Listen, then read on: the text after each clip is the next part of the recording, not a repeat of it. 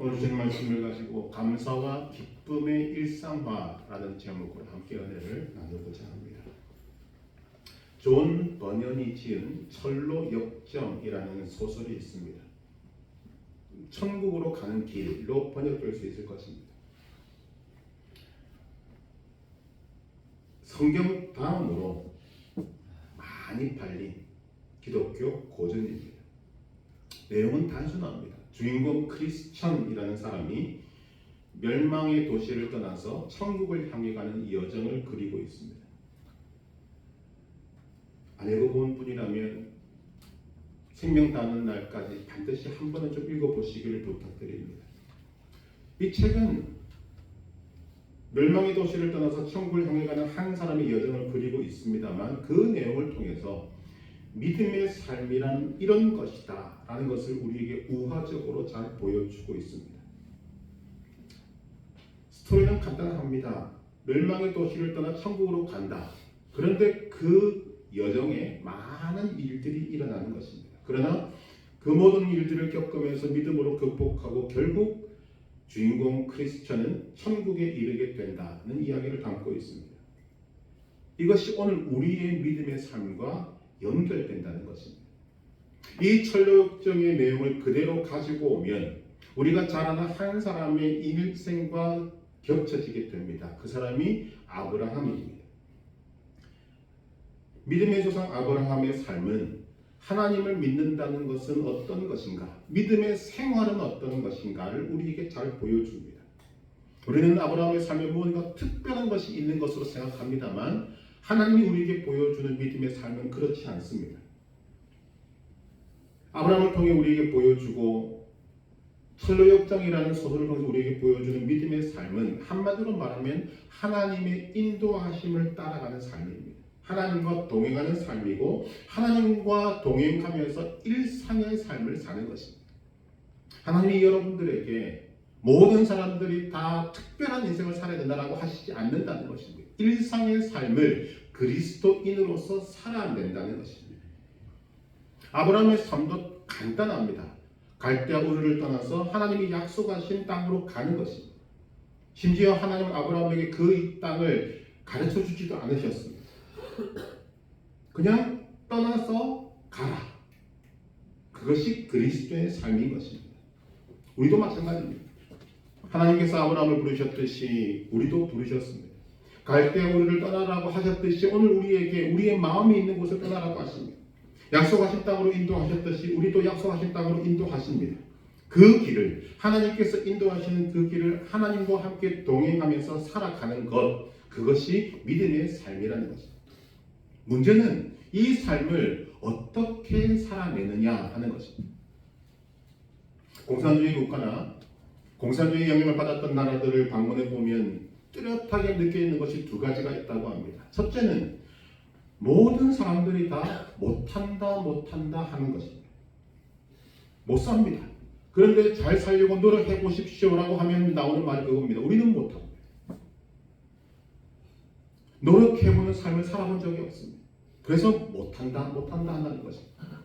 두 번째, 그들에게서 느껴지는 것은 감사가 없다는 것입니다. 그 감사가 없는 이유는 공산주의 철학에서 그 이유를 밝혀낼 수 있습니다. 어떠한 일에도 감사할 줄 모르는데 이유가 무엇인가? 그들의 모든 이론이 변증법적 유물론에 있기 때문입니다. 변증법적 유물론에 따르는 방법을 따라가면 어떤 일이 벌이는가? 모든 것이 투쟁이요 혁명으로 귀결됩니다. 그래서 농사도 투쟁이고 공장에서 일하는 것도 투쟁이고 심지어 결혼도 투쟁이라고 말하는 것입니다. 이 변증법적 유물론에서 출발하게 되면 어떤 또 다른 현상이 있는가 하면 모든 원인을 다른 사람에게서 찾습니다. 환경에서 찾습니다. 나에게서 절대로 찾지 않습니다. 내가 못 사는 것은 내가 어떤 기회를 잡지 못했거나 노력하지 못해서가 아닙니다. 잘 사는 사람 때문입니다. 내가 가난하게 사는 것은 부자 때문이지 다른 이유를 찾지 않는다는 것입니다. 그래서 계속적으로 뭘 추구하는가? 혁명과 쟁취를 추구합니다. 모든 것을 혁명과 쟁취를 통해서 얻게 된다고 생각합니다. 그러니까 내가 혁명을 해서 얻었고 내가 쟁취해서 얻은 것이기 때문에 거기에 감사가 뒤집고 들어올 필요가 없다는 것이죠. 근데 결과는 무엇인가 하면 모든 것을 혁명과 쟁취로 얻다 보니까 만족이 없어요. 감사는 없고 불평불만이 가득한 나 자신을 만들고 불평불만이 가득한 나라를 만드는 것입니다. 그래서 이중으로 불행하다고 말합니다. 모든 것에 불평불만 원망으로 대응하니 불행하고 또 감사할 줄 모르니 불행한 것입니다. 철저하게 불행한 것입니다. 여러분 행복이 무엇입니까? 많은 답을 낼 수 있겠습니다만 행복은 하나에 있습니다. 감사함에 있습니다. 감사하는 마음에서 행복이 시작되는 것입니다. 오늘 우리는 공산주의 국가도 아닌데 변제법적 유물을 따르는 것도 아닌데 왜 그러면 나에게는 감사가 없는가? 감사가 없는 이유의 가장 큰 이유는 무지 때문에 깨닫지 못해서 알지 못해서 미국의 어느 사업가가 한 170명 정도 되는 종업원들을 데리고 조그만 공장을 경영하게 되었습니다. 이 사업가는 자신이 살고 있는 이 삶의 기쁨을 종업원들과 함께 나누고 싶었습니다. 그래서 추수감사절이 되면 각 가정마다 종업원 각 가정마다 칠면조 한 마리를 다 배달해주고 가족들이 이 추수감사절의 아름다운 마음을 함께 갖고 누리기를 원했습니다. 그 일을 20년 동안이나 계속했어요. 그런데 이상한 것은 매년 추수감사절마다 이렇게 각 가정마다 칠면조를 주었는데 감사합니다, 고맙습니다 라고 하는 사람은 176명 중에 4명밖에 없었다. 1년도 아니고 10년도 아니고 20년 동안을 매번마다 그렇게 했는데도 이렇게 반응이 없자 이 사장은 마음에 상처를 입고 이제는 추수감사절에 칠면조 선물하는 것도 안 하겠다는 그런 고백을 하고 있는 것입니다. 여러분 감사받는 이유가 무엇입니까? 가진 사람이 못 가진 사람에게 주는 것은 당연하다고 여기기 때문에 사장이 종업원에게 주는 것은 당연하고 있는 사람이 없는 사람에게 주는 것은 당연하다고 생각하니까 감사가 없습니다. 또 율법적 관계에도 감사가 없습니다. 내 수고로 내 공로로 얻은 결과인데 거기에 무슨 감사가 있겠는가? 교만한 자도 감사가 없고 자기 잘났다고 생각하는 사람도 감사가 없고 욕심이 많은 사람도 감사가 없습니다. 멕시코에 가면 한쪽에는 찬물이 나오고 한쪽에는 뜨거운 물이 나오는 온천이 있습니다. 자연에서 냉탕, 온탕을 한 곳에서 할 수 있는 정말 좋은 곳이라는 것입니다. 마을 여자들이 그 곳에서 빨래를 합니다. 더운 물에서 빨래하고 찬물에서 헹구고 놀랍지 않습니까? 거기를 찾아왔던 여행객들이 이런 자연에서 사는 그들을 바라보고 또 그 온천을 바라보고 감탄합니다. 그리고 한마디씩 합니다. 야, 당신들은 참 좋겠습니다. 이런 자연의 혜택을 누리고 사는 여러분들 정말 대단한 사람들입니다. 그런데 그 소리를 들은 마을 여자들의 반응이 이렇습니다. 이것이 좋다고요? 아니요. 자연은 우리에게 뜨거운 물과 찬물을 주었지만 비누는 안 주더라. 마음속에 준 것에 대한 감사는 없고 욕심이 과하니까 감사할 줄 모르는 것입니다. 이스라엘 백성들에게 경전으로 여겨진 탈무드에는 이런 말이 있습니다. 가장 강한 자는 자신을 제어하는 자요, 가장 참된 자는 모든 것에서 배우는 자요, 가장 행복한 자는 가진 것으로 만족하는 사람이다.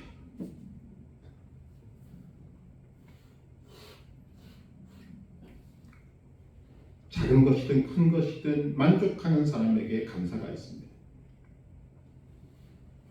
그러나 만사를 부정적으로 보면 부정적인 마음이 끝도 없이 퍼져나가게 되는 것입니다. 이렇게 보면 감사에는 차원이 있습니다. 첫째, 물질적인 감사. 주고 받으면 감사하는 것입니다. 굉장히 낮은 수준의 감사입니다. 이거보다 조금 높은 수준의 감사가 있다면 철학적인 감사라고 말합니다. 헬라의 어느 철학자가 비가 많이 쏟아질 때 길을 걸어갑니다. 그리고 갑자기 발걸음을 멈추고 하늘을 향해서 이 두 팔을 벌리고 신이시여 감사합니다 라고 소리를 지릅니다. 사람들이 보고 왜 그러느냐 하고 물을 때 이 철학자가 이렇게 이야기합니다. 신이 인간을 창조할 때 콧구멍을 위쪽으로 뚫지 않고 아래쪽으로 뚫는 것이 얼마나 감사한가. 이렇게 비가 쏟아질 때 콧구멍이 위쪽으로 뚫려 있었으면 코가 아파서 걷지도 못할 것인데 콧구멍이 밑쪽으로 있어서 비가 들어오지 않으니 내가 이렇게 비 속을 걸을 수 있지 않은가. 그래서 감사하는 것이다. 이것이 철학적 감사입니다. 내 생각 속에서 환경이 달라져서가 아니라 내 생각 속에서 철학적으로 이해하고 감사하는 그런 감사의 수준이 있더라는 것입니다. 이보다 더 높은 수준이 바로 은혜적 감사, 은총적 감사입니다. 이것이 바로 성경이 말하고 우리에게 가르치는 진실한 감사인 것입니다. 나의 나 된 것은 은혜로 된 것임을 알고 감사하는 것입니다. 쉽게 말을 하면 여자로 태어났으면 여자로 태어난 것을 감사하고 남자로 태어났으면 남자로 태어난 것을 감사하는 것입니다. 그것을 불평이나 원망거리로 삼는 것이 아니라 그것을 감사의 조건으로 삼는 것이죠. 결혼해서 남의 아내가 되었으면 아내 됨을 감사하고 남편이 되었으면 남편 됨을 감사하는 것입니다. 부모가 되었으면 그것을 짐으로 여기는 것이 아니라 부모가 된 것을 감사하고 자식이 되었으면 자식 된 것을 감사하는 것입니다. 이것을 그대로 가져오면 무엇 됩니까? 오늘 나의 나됨은 하나님의 은혜로 된 것이다. 이것을 인정하는 것이 은혜적 감사, 은총적 감사인 것입니다. 이것이 참된 감사입니다. 주 예수 그리스도로 말미암아 죄 사함 받았다. 꿈도 꿀 수 없었던 하나님의 자녀가 되었다. 이것을 가슴에 품고 철저하게 감사하면 그 다음에 그 감사가 퍼져나가기 시작합니다. 환경에 대해서도 감사하게 되고 사람에게 대해서도 감사하게 되고 더 힘들고 어려운 상황 속에 들어가도 감사하게 되는 것입니다. 지금 이 은혜적 감사를 사도 바울은 감옥에서 고백하고 있습니다. 이 편지를 쓰고 있을 때 사도 바울은 로마 감옥에 있었습니다. 그리고는 빌립보에 있는 하나님의 백성들에게 이 편지를 씁니다. 그리고는 뭐라고 이야기합니까? 3절 4절을 보면 내가 너희를 생각할 때마다 나의 하나님께 감사하며 간구할 때마다 너희 무리를 위하여 기쁨으로 항상 간구하며. 감옥에 있는 사도 바울의 심령 속에 뭐가 있습니까? 감사와 기쁨이 있습니다. 빌립보서의 기쁨이라는 단어가 이 짧은 편지 안에 16번이나 등장하는 것은 사도 바울의 심령 속에 감옥에 있는 그들의 심령 속에 감사와 기쁨이 얼마나 충만했던가 하는 것을 우리에게 보여주는 것입니다.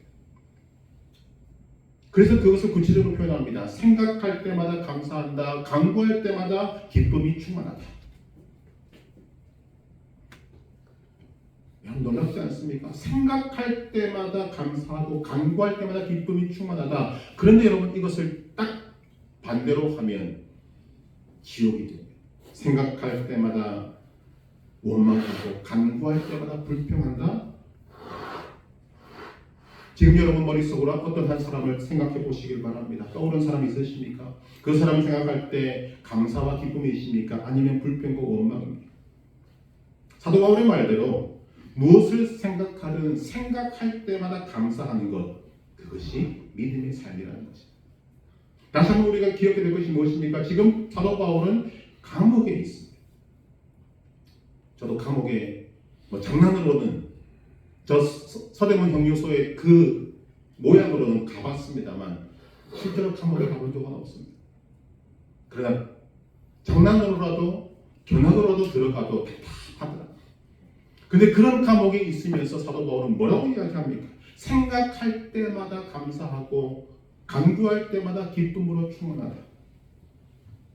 결국 무슨 말입니까? 하나님을 생각해도 감사, 남편을 생각해도 감사, 아내를 생각해도 감사, 자녀를 생각해도 감사, 내게 주어진 모든 환경도 감사, 모든 것을 생각할 때마다 감사가 차고 넘친다. 이런 고백을 하고 있는 것입니다. 그것이 하나님이 우리에게 말씀하시는 그리스도의 삶이라는 것입니다. 오늘 말씀을 가만히 볼 때 감사는 여러 가지 우리에게 주는 바울의 교훈이 있습니다. 첫째, 감사는 생각에서부터 오는 것입니다. 사도 바울은 지금 감옥에 있습니다.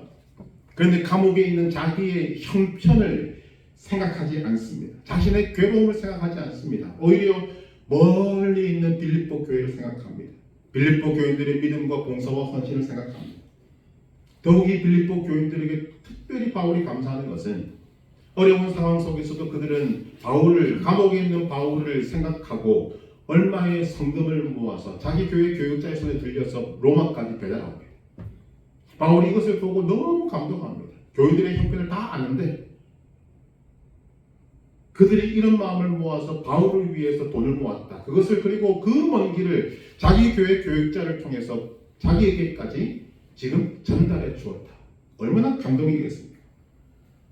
그래서 바울은 지금 감옥에서 자신이 죽는다 해도 빌립보 교인들의 믿음을 생각하니까 감사와 기쁨이 충만해지는 것입니다. 그래서 그들을 생각할 때마다 감사하는 것입니다. 물론 그런 것들 성금이 없었어도 바울은 이렇게 고백했을 것입니다만 그렇다는 것입니다. 생각할 때마다 이 말은 항상 그러했다라는 거죠. 지금 생각 속으로만 돌리는 것이 아닙니다. 그동안 빌립보 교회를 개척하면서 그 성도들 앞에 나누었던 그 교제의 연장선상에서 그들을 생각하니까 너무 감사하고 기쁨이 충만해진다. 이것을 고백하고 있는 것입니다. 현실적이라는 거죠. 생각할 때마다 나의 하나님께 감사하며 이렇게 생각해도 감사하고 저렇게 생각해도 감사하다. 모든 일이 다 하나님의 은혜에서 오는 것이다. 감당할 수 없는 은혜임을 알기에 감사하는 것입니다. 이것을 아는 자가 바로 그리스도인입니다. 감사는 생각에서, 즉 깨달음에서 오는 것입니다. 두 번째로 감사는 감사로 끝을 맺지 않습니다. 감사는 기쁨의 간구로 이어집니다. 감사가 기도로 이어진다는 것입니다. 그런데 감사에서 이어진 기도의 내용이 무언가? 기쁨입니다. 4절 간구할 때마다 너희 무리를 위하여 기쁨으로 항상 간구하면 감사하는 마음이 있으니까 기쁨으로 간구합니다.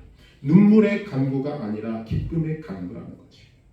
오늘 저와 여러분들의 기도가 감사에서부터 비롯되어져서 이것이 기쁨의 간구로 올라가기를 간절히 소망합니다.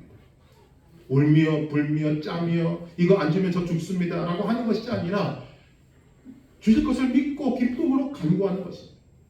지금 상황이 어렵기 때문에 그 어려움을 눈물로 호소할 수는 있겠습니다만 그 기도가 깊어지면 기도가 바뀝니다.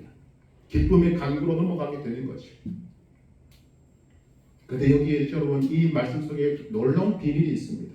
지금 감사, 기쁨, 은혜 이런 단어들이 나오지 않습니까? 그런데 이 단어들이 다 한 단어에서부터 출발합니다. 은혜.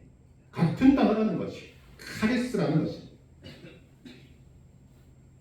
즉 기쁨이 있어야 감사하고 감사해야 하나님 앞에 바른 기도가 나오는 것입니다. 감사는 은혜에서 나오고 은혜에서 다시 감사가 나오는 것입니다. 내가 기쁠 때 감사 기도를 드리고 감사함으로 나는 행복하고 그럴 때 나에게 주신 이 행복이 하나님의 복이 다른 사람에게로 흘러가서 다른 사람도 복되게 만들고 행복하게 만드는 것입니다. 즉 내 감사하는 내가 있을 때 나를 통해서 다른 사람에게 기쁨을 줄 수 있게 되는 것입니다. 감사가 감사를 낳습니다. 감사가 기쁨을 낳습니다. 어떤 사람의 연구가 있습니다. 10살짜리 아이가 얼마나 많은 단어를 구사할 수 있는가? 평균적으로 6,000단어를 쓸 수 있답니다. 그런데 그 6,000단어 중에 자신도 기쁘게 하고 다른 사람도 기쁘게 해주는 단어가 딱 하나 있답니다. 그것이 바로 감사합니다. 놀랍게도 일반 성인도 6,000단어가 아니라 보통 25,000단어를 쓴다고 하는데 그 25,000단어 중에 자기를 기쁘게 하고 남도 기쁘게 할 수 있는 단어가 하나밖에 없답니다. 감사합니다. 얼마나 중요한지 모릅니다. 왜 이 감사가 그렇게 중요한가? 여러분 사랑이라는 말이 참 좋은 말이지 않습니까? 사랑. 그러나 우리가 알다시피 사랑이란 이 아름다운 말도 아름답게 사용되지 않을 때가 있습니다. 이 사랑이라는 좋은 말로 다른 사람들을 귀찮게 할 수도 있고 다른 사람을 얽매이게 할 수도 있고 다른 사람에게 고통을 줄 수도 있고 부담을 줄 수도 있습니다. 요즘 사람들이 쓰는 말 중에 플러팅이라는 단어가 있습니다. 상대방의 호감을 얻기 위해서 표현하거나 유혹을 목적으로 하는 말이나 행동을 뜻합니다. 플러팅. 근데 이 플러팅이 상대방에게 호감을 얻는 용도가 아니라 다른 사람들을 압박하고 악재하고 얽매이게 만드는 도구로 쓴다는 것, 여러분도 보고 들었을 것입니다. 이것들로 지금 드라마나 영화가 얼마나 많이 만들어지고 있는지 모릅니다. 사랑한다고 하면서 다른 사람들을 올가매고, 사랑한다고 하면서 다른 사람들을 억압하고, 사랑이란 이름으로 사람을 죽이고. 그러니까 이 아름다운 사랑이란 단어를 이 죄 많은 인간들이 지금 비꼬는 거지. 그런데 아무리 비꼬아도 비꼬아지지 않는 단어가 있습니다. 그것이 바로 감사합니다. 감사합니다. 비꼬을 수가 없다는 거지. 자기를 기쁘게 하고 다른 사람을 기쁘게 하는 말은 오직 감사밖에 없다는 것입니다. 그래서 말합니다. 내가 행복한 사람이 되고 싶은가? 감사. 나의 가정을 행복한 가정으로 만들고 싶은가? 감사. 작은 일이나 큰 일이나 우리가 감사하게 될 때, 감사를 표현하게 될 때 여러분의 심령 속에 기쁨이 오게 될 것입니다. 감사를 표현하는 순간 그 말을 듣는 사람의 마음속에도 기쁨이 가게 될 것입니다. 감사하다는 말을 주고받는 그 시간이 가장 감동적인 시간이요, 감사하다는 말을 주고받는 그 시간이 가장 행복한 시간이 되는 것입니다. 어쩌면 지금 바울은 그것을 염두에 두고 있는지도 모르겠습니다. 이렇게 감사와 기쁨이 충만한 내가 이 빌립보 교회 성도들을 바라보면서 이렇게 감사와 기쁨을 표현하게 되면 이들에게서도 이런 아름다운 소위 믿음의 에너지가 나오지 않을까. 저는 그렇게 되었으리라고 생각합니다. 이미 빌립보 교회 성도들은 바울을 향해서 사랑과 감사와 기쁨을 표현했습니다.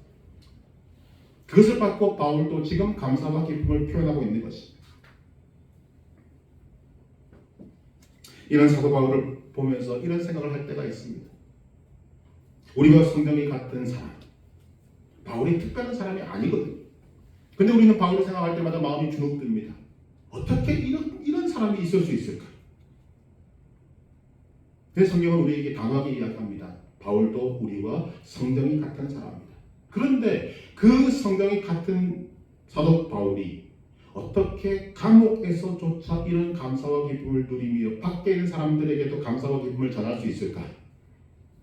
오늘 말씀과 바울의 삶을 바라볼 때 몇 가지 이유가 있다고 생각됩니다. 그 이유가 무엇인가? 첫 번째는 바울은 자신의 삶의 결과를 알기 때문입니다.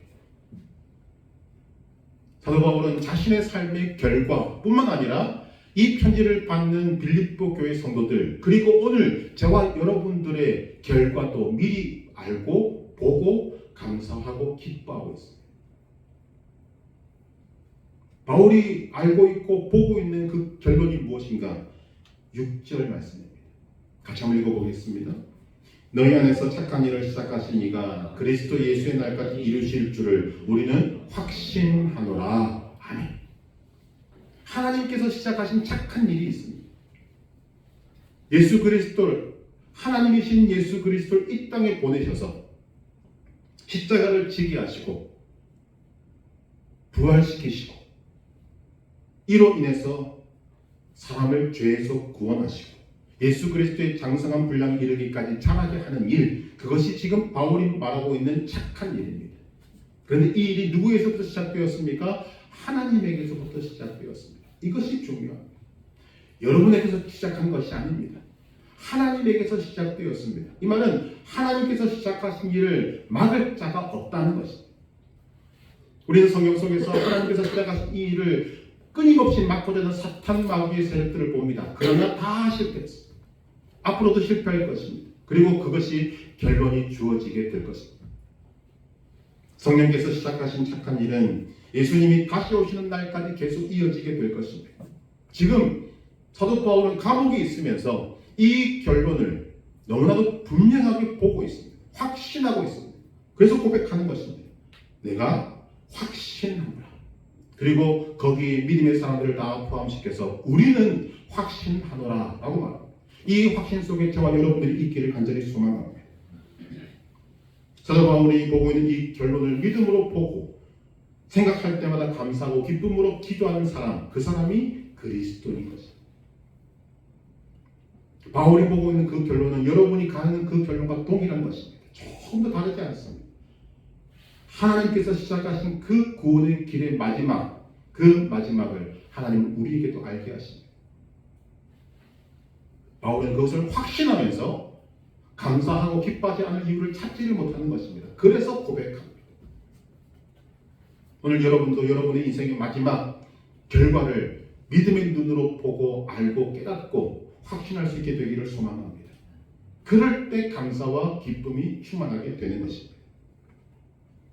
두 번째로 바울이 우리와 동일한 성경을 가진 사람에도 불구하고 감옥에서 이토록 감사와 기쁨이 충만한 이유는 무엇인가? 하나님이 그와 함께 하시기 때문입니다. 하나님과 동행하고 있기 때문입니다.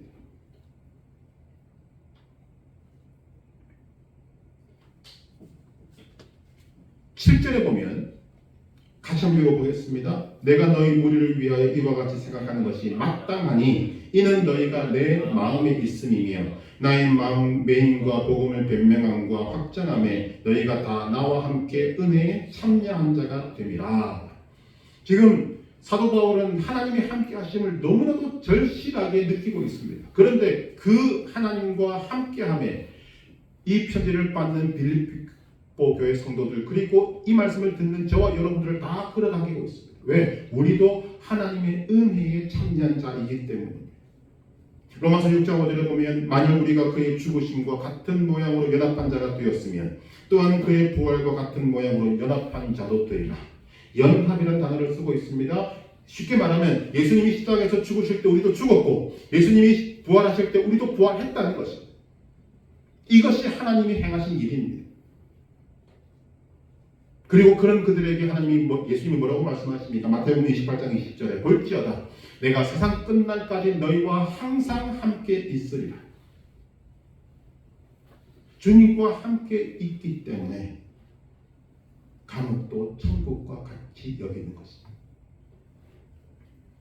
찬송가 438장 내 영혼이 은총 입어라는 찬송의 3절 가사를 보면 높은 산이 거친들이 초막이나 궁궐이나 내 주 예수 모신 곳이 그 어디나 하늘나라.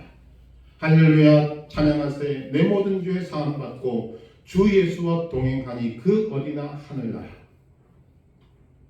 그리스도의 삶이 뭐라고 그랬습니까?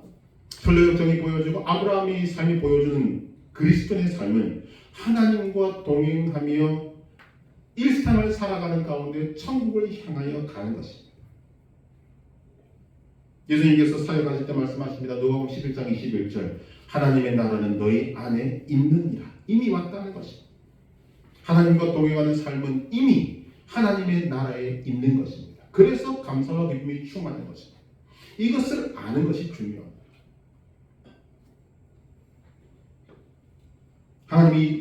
하나님의 백성들과 함께한다는 말씀은 성경에 수두룩하게 말씀에서 다 인용하지 않습니다. 중요한 것 그것을 내가 아느냐, 내가 믿고 있고 확신하고 있느냐 하는 것입니다.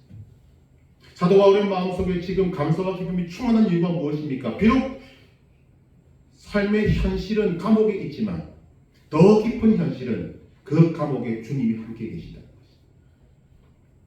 여러분이 기쁠 때 하나님은 함께 기뻐하시고 여러분이 슬플 때 하나님 함께 슬퍼하십니다. 여러분이 눈물을 흘릴 때 하나님은 더한 눈물을 흘리십니다. 그처럼 여러분과 함께 하신다는 거죠. 그런 사람의 속에서 나오는 것은 무엇인가? 여러분 내가 아무리 힘들고 외로워도 하나님이 함께 하신다. 그것으로 위로가 되는 것입니다. 감사할 수 있는 것입니다. 사도 바울은 지금 감옥에서 너무나도 절실하게 하나님의 함께 하심을 누리고 있습니다. 감옥이지만 천국에 있다는 것입니다. 하나님이 함께 하시기 때문에 오늘 여러분이 이 사실에 분명한 확신을 가지고 주님과 실제적으로 동행하시기를 바랍니다. 세 번째로 바울이 감사와 기쁨으로 충만한 이유는 하나님께 감동하기 때문입니다. 사도 바울의 편지를 보면 하나님을 생각할 때마다 그는 감동하고 있습니다. 하나님의 은혜, 자신을 향한 하나님의 섭리, 자신을 위해 베풀어 주신 하나님의 역사들을 바라보면서 몸에 전율이 일 만큼 감동하고 있기 때문에 늘 감사와 기쁨이 충만한 것이 하나님의 은혜에 감동하니 감사와 기쁨이 전해지고 감사와 기쁨이 충만하니까 고난도 이겨낼 수 있게 되더라는 것입니다. 여러분 하나님이 창조하신 인간의 몸은 정말 놀랍습니다. 이렇게 과학이 발달되어도 사람의 몸을 다 알지 못하거든요. 사람의 대뇌에서 나오는 호르몬 가운데 우리가 익히 알고 있는 엔돌핀이라는 것이 있습니다. 기분을 좋게 하고 통증을 완화하는 효과가 있다고 알려진 물질입니다. 그런데 엔돌핀보다도 더 강력한 호르몬이 있습니다. 다이놀핀이라는 것입니다. 어떤 우리가 통증을 느낄 때 쓰는 것이 몰핀입니다. 그런데 엔돌핀은 몰핀의 48배의 효과가 있다고 합니다. 그런데 다이놀핀은 몰핀의 400배의 효과가 있다. 일반적으로 말하는 우리가 알고 있는 호르몬의 4000배가 다이놀핀에 있다는 거죠. 그런데 이것이 언제 나오는가 하는 거죠. 언제? 엔돌핀이라고 하는 것은 예전에 이상구 박사를 통해서 많이 알려졌습니다만 기쁨의 호르몬이라고 말합니다. 사람이 기뻐하면 엔돌핀이 분비된다는 거죠. 그런데 다이놀핀은 감동의 호르몬이라고 말합니다. 사람이 감동을 받으면 어쨌든 우리가 다 알지 못합니다만 우리가 감사하고 기뻐하고 감동하면 하나님이 창조하신 이 몸에서 이 대뇌에서 엔돌핀도 나오고 다이놀핀도 나온다는 거죠. 그러니까 이것들이 나오면서 뭐합니까? 우리가 아파하는 것을 통증을 완화하고 때로는 암을 치료하기도 하고 면역력도 강화시켜 준다고 합니다. 지금 사도 바울은 감옥에서 그것을 하고 있는 것입니다. 내가 너희를 생각할 때마다 나의 하나님께 감사하며 간구할 때마다 너희 물을 위하여 기쁨으로 항상 간구하고 왜 그렇습니까? 하나님의 역사하심을 보고 감동하고 있기 때문입니다. 사도 바울은 이 감동 속에서 지금 감옥에 있으면서도 천국을 누리며 살아가고 있는 것입니다. 거기서 나오는 것이 감사와 기쁨이라는 거죠. 오늘 여러분이 살아왔던 삶 속에서 얼마나 많은 아픔이 있었습니까? 고통이 있었습니까? 그럴 때마다 하나님은 육체를 통해서 이런 호르몬을 통해서 그러나 가장 중요한 것은 하나님의 역사와 하나님의 보살핌과 하나님의 인도하심을 통해서 여러분들을 지금 치유하고 회복하고 오늘 여기까지 있게 하신 것입니다.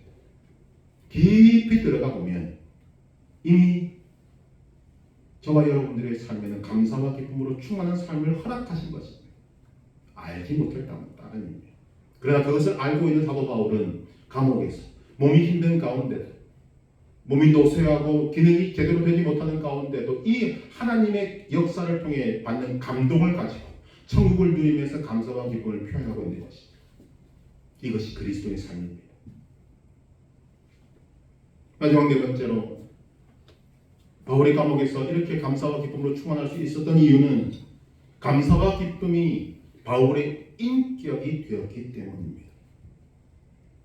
생각할 때마다 항상 그러했다는 거죠. 빌립보서의 기쁨이라는 단어가 16번 나온다고 말씀하지 않습니까? 그만큼 바울은 감사하고 기뻐하고 있는 것입니다. 그런데 상황은 감옥입니다. 이 말은 감옥에서조차도 바울이 감사하고 기뻐하는 것을 막을 것이 없다는 거죠. 그것이 감사와 기쁨이 바울에게는 습관이 되고 습관이 넘어서서 그것이 성품이 되고 성품을 넘어서서 그의 인격까지 되었다는 것입니다.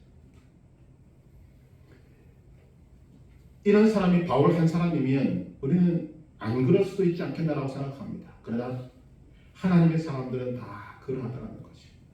다니엘을 보시면 마찬가지입니다. 다니엘이 바벨론의 포로로 끌려가서 많은 고생을 하지만 하나님의 은혜로 잘 견디고 나중에는 바벨론의 세 사람의 총리 가운데 한 사람이 됩니다. 그러니 바벨론 사람들이 얼마나 시기질투하겠습니까? 포로로 잡혀온 사람이 자기들과 동일한 수준의 총리가 되었다? 시기질투가 극에 달하자 그들은 다니엘을 죽일 계책을 꾸밉니다. 30일 동안 왕 이외에 다른 어떤 신에게나 사람에게 무엇을 구하는 자가 있다면 사자굴에 넣어서 죽일 것이다 라는 법안을 만들고 왕의 눈과 귀를 어둡게 해서 왕의 도장까지 받습니다. 시행되는 것입니다. 타겟은 오직 다니엘이 꼼짝없이 당할 수밖에 없는 함정이 마련된 것입니다. 그때 다니엘은 이런 행동을 합니다. 다니엘서 6장 10절.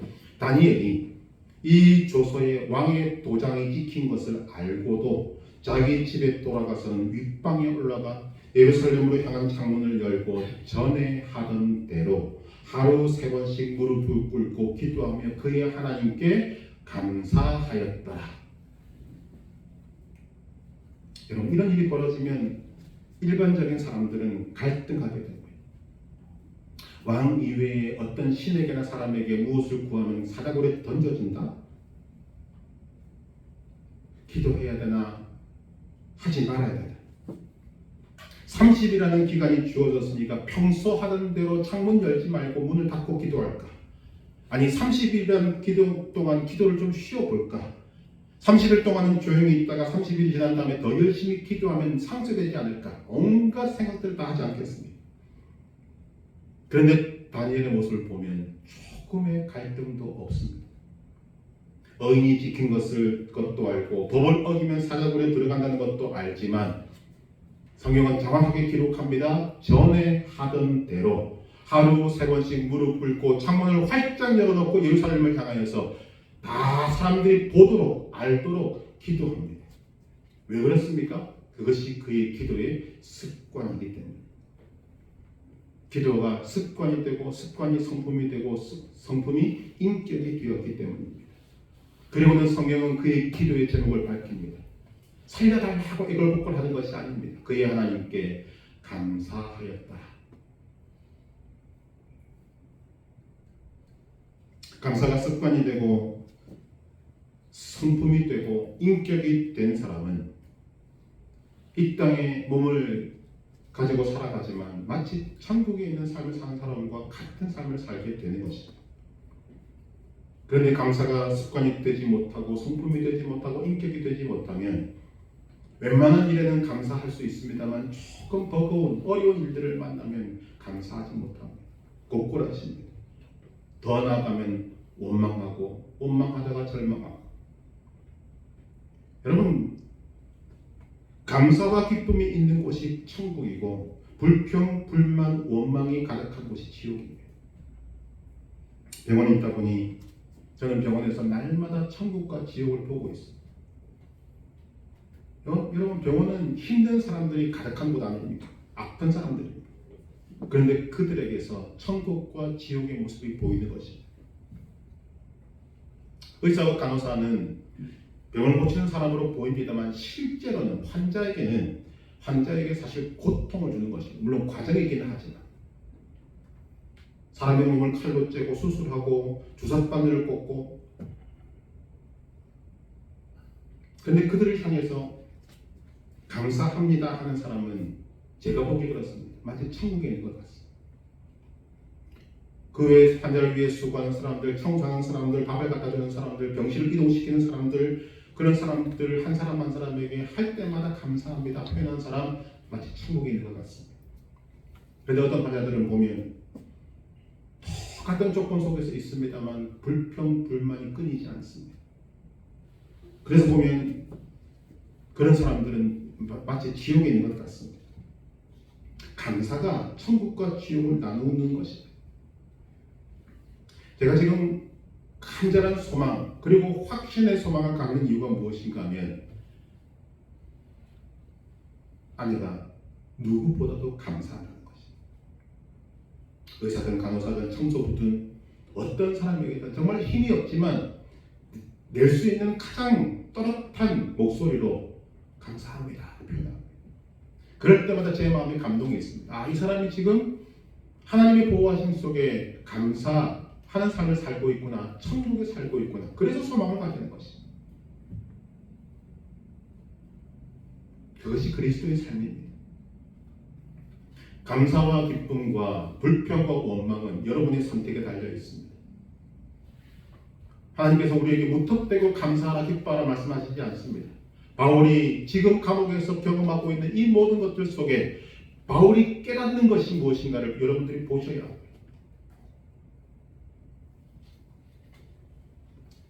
하나님께서 여러분을 생명의 삶으로 부르셨습니다. 작정하시고 택하셔서 여러분 한 사람 한 사람에게 철로 역정, 천국으로 향하는 길을 걷게 하신 것입니다. 분명히 하셔야 합니다. 하나님께서 이 길을 시작하게 하셨습니다. 여러분이 선택한 것이 아닙니다. 하나님이 시작하셨습니다. 그러므로 여러분의 이 철도 역정의 삶은 어느 누구도 막을 수가 없습니다.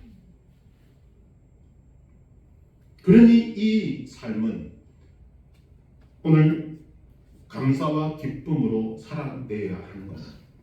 살아낼 수 있습니다. 감사할 때 모든 원망과 불평을 이길 수 있습니다. 감사할 때 자기를 이길 수 있습니다. 감사할 때 세상을 이길 수가 있습니다. 무엇보다 감사할 때 여러분 자유인이 되는 것입니다.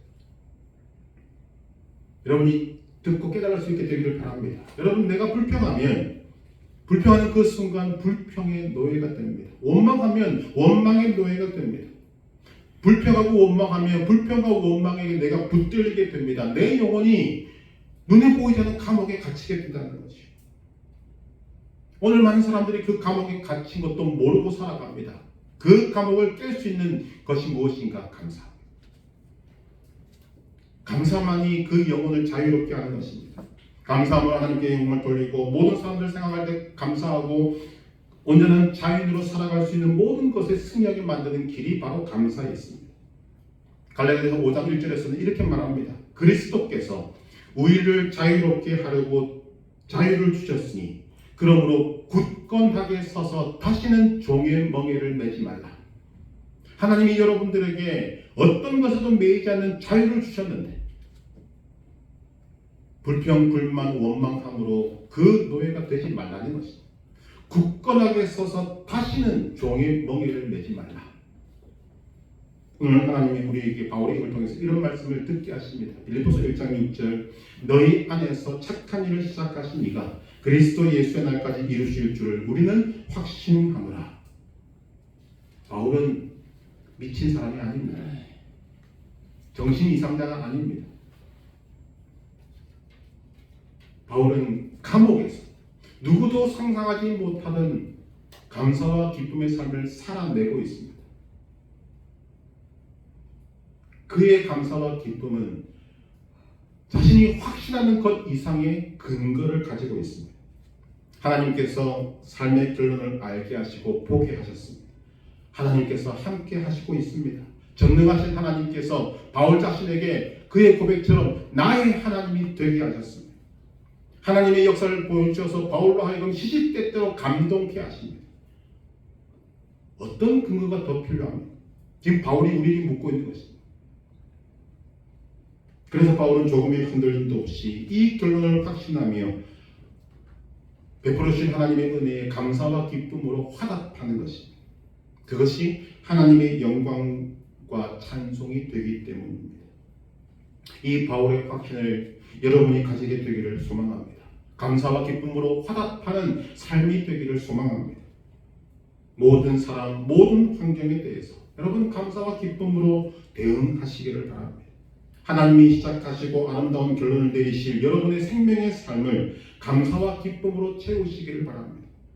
감사와 기쁨이 인격이 되고 일상이 되어서 하나님께 영광과 찬송이 되기를 주님의 이름으로 축복합니다.